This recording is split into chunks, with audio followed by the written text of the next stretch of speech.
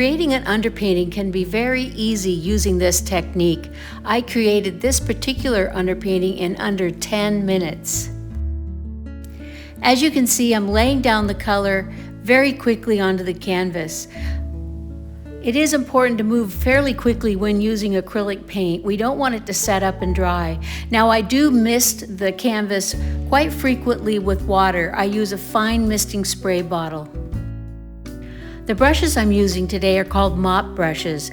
Now, I also do like to use makeup brushes. They tend to leave less hairs onto the canvas. They don't shed as much as the art store brushes, but they both work very well. And the brush is a dry brush. There is no water in the brush, and I find that this technique works so much better when the brush is dry. If your brush is wet, you'll have a lot more streaks. The blending is much more even and seamless, flawless with a dry brush.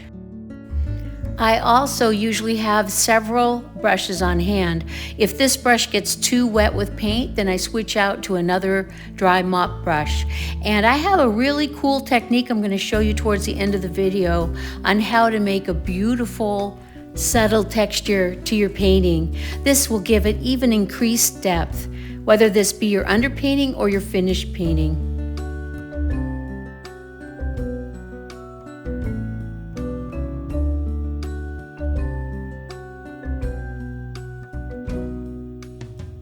Now, to create that interesting texture, I'm going to use 70% isopropyl alcohol, and you can see me tapping it off the end of my spray nozzle onto the wet paint.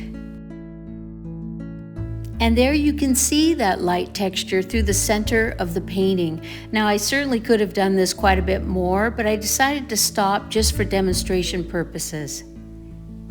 I hope you found this video helpful and informative, and if you did, I hope you'll subscribe to my channel, give it a like, and I will see you back here really soon. Bye!